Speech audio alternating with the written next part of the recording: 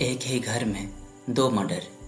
एक 13 से 14 साल की लड़की जिसका भविष्य अभी शुरू ही हुआ था, और एक 45 साल का घर में काम करने वाला आदमी जो सालों से उसी घर का हिस्सा था।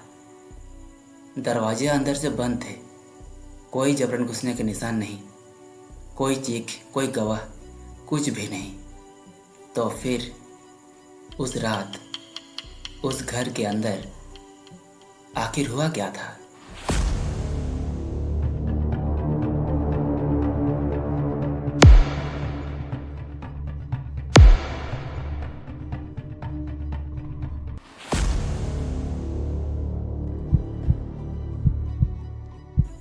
कातिल घर के अंदर था या सच कहीं बाहर ही छुपा है?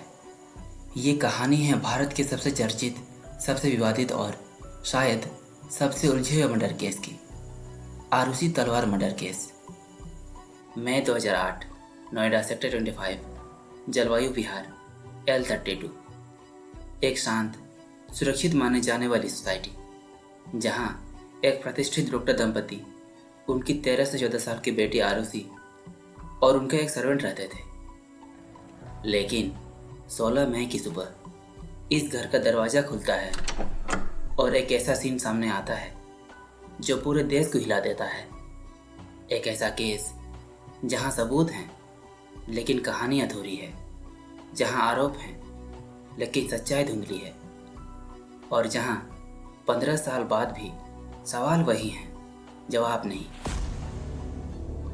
15 मई 2008 की रात घर के अंदर आरुषि तलवार, उनके माता पिता राजेश तलवार और नुपुर तलवार, और साथ ही घर में था उनका हेल्पर हेमराज बंजाड़े। सब कुछ नॉर्मल था। रात का खाना, फ़ोन कॉल्स, और फिर सब अपने अपने कमरों में सोने चले गए। लेकिन 16 मई की सुबह जब दरवाज़ा खोला गया, आरुषि अपने कमरे में डेड पाई गई। उसकी बॉडी बिस्तर पर पड़ी हुई थी, सिर पर गहरी चोट और गला कटा हुआ था। पूरा घर सन्न रह गया। सबसे पहले हेमराज पर शक किया गया क्योंकि वो गायब था, उसका फ़ोन बंद था और कोई पता नहीं। सोसाइटी के लोगों को लगा कि वो मर्डर करके नेपाल भाग गया क्योंकि वो नेपाल का था। पुलिस ने तुरंत मान लिया कि हेमराज ही कातिल है और वो भाग गया। लेकिन अगले ही दिन 17 मई कहानी पूरी तरह बदल गई। हेमराज की लाश उसी बिल्डिंग की छत पर मिली जो डिकम्पोज हो चुकी थी। अब ये एक मर्डर केस नहीं रहा, ये डबल मर्डर केस बन गया। और सबसे बड़ा सवाल, अगर हेमराज भी मर चुका है तो फिर कातिल कौन है? जब दोनों की बॉडीज़ का पोस्टमार्टम हुआ तो कुछ चौंकाने वाली बातें सामने आई। दोनों की सिर पर भारी ब्लंट ऑब्जेक्ट से वार किया गया था और फिर गला काटा गया था। लेकिन डॉक्टर्स ने कहा कि मौत के बाद गला काटा गया था, यानी पहले वार से ही मौत हो चुकी थी। आरुषि के कमरे में खून के निशान थे, लेकिन बहुत कम, जैसे किसी ने साफ सफाई की हो। वहीं छत पर जहां हेमराज की लाश मिली, वहां मानो जैसे खून का तालाब था। एक शराब की बोतल जिस पर दोनों का खून मिला, कुछ गिलास, कुछ खाने के निशान और एक जूते का निशान। लेकिन ना कोई फिंगरप्रिंट, ना कोई पक्का हथियार। और सबसे हैरान करने वाली बात यह है, हेमराज की लाश पहले दिन छत पर होने के बावजूद मिली क्यों नहीं? क्या किसी ने उसे छुपाया था या जांच में इतनी बड़ी चूक हुई?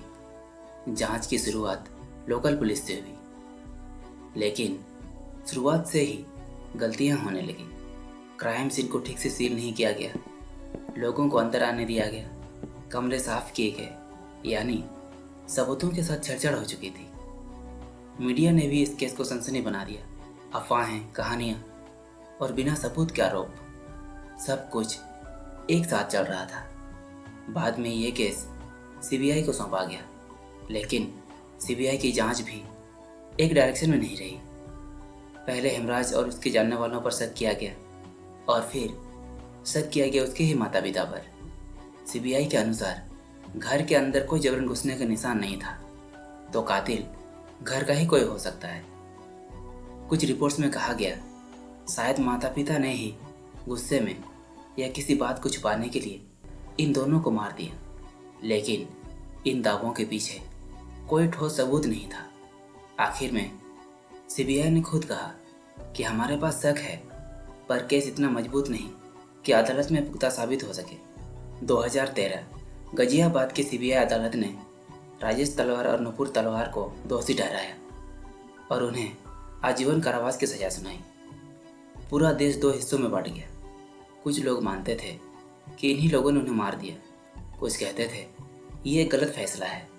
फिर 2017 में इलाहाबाद हाईकोर्ट ने फैसला सुनाया कि सबूत पर्याप्त नहीं है, सिर्फ परिस्थितियों के आधार पर सजा नहीं दी जा सकती, और दोनों को बरी कर दिया गया।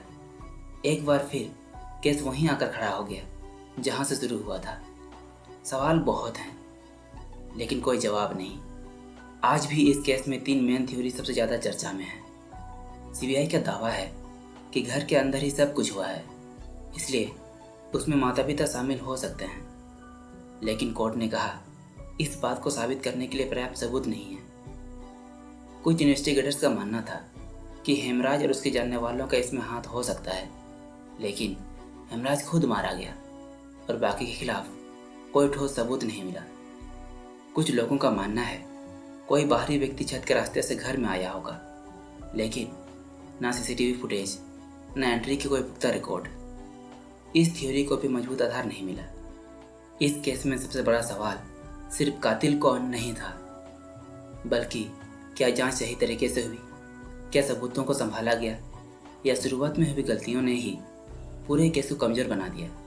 मीडिया ट्रायल, गलत नैरेटिव और बिना पुष्टि के दावे, इन सब ने सच्चाई को और धुंधला कर दिया। आज 2026 तक ये मामला अभी भी सुप्रीम कोर्ट ऑफ इंडिया में लंबित है। सीबीआई और हेमराज के परिवार ने बरी किए जाने के खिलाफ अपील की है, लेकिन अंतिम फैसला अभी भी नहीं आया। एक घर, 2 मर्डर और एक सच जो आज तक सामने नहीं आया। क्या ये एक परफेक्ट क्राइम था, या हमने ही अपनी गलतियों से सच को खो दिया? कभी कभी रहस्य कातिल से ज़्यादा जांच में छुपा होता है। अगर आपको ऐसी ही असली रहस्यों की सच्ची कहानियाँ पसंद है तो चैनल को सब्सक्राइब जरूर करें और बताएं आपके हिसाब से इस केस का असली सच क्या है।